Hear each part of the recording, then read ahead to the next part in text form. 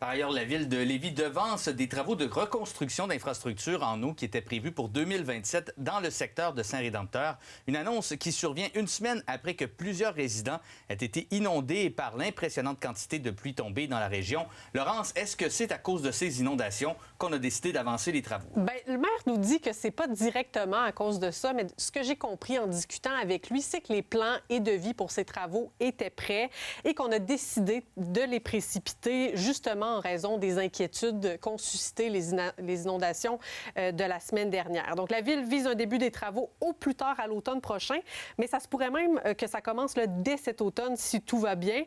Et le maire a tenu quand même à rappeler là, que même avec ces travaux, on n'est jamais à l'abri d'inondations quand il y a des pluies comme ceux qu'on a connus la semaine dernière. Pour les citoyens, quand on est inondé, etc., on n'aime pas ça. Alors donc, c'est une bonne nouvelle. Par contre, une ville, comme toutes les villes du Québec, ne pourront jamais garantir la sécurité à 100 % de ces infrastructures. Donc, quand il arrive un phénomène qui arrive une fois aux 100 ans.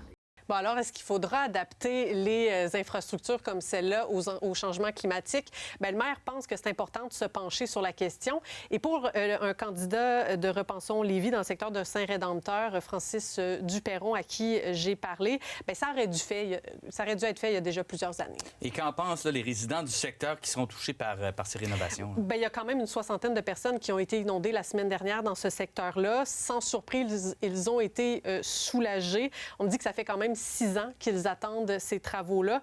D'ailleurs, le candidat de Repensons Lévis, Francis Duperron, me disait qu'il y a plusieurs citoyens qui étaient découragés, qui se sont sentis abandonnés.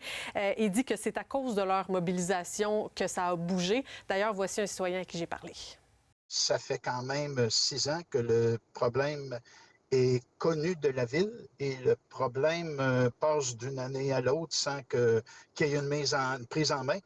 Mais là, maintenant, c'est fait. Et moi, personnellement, je suis très heureux. Je fais confiance à l'équipe de M. Lehouillier. Ça va faire en sorte que les coups d'eau, comme on a eu, il avait installé une pompe à chaque printemps et parfois à l'automne pour prévenir ça.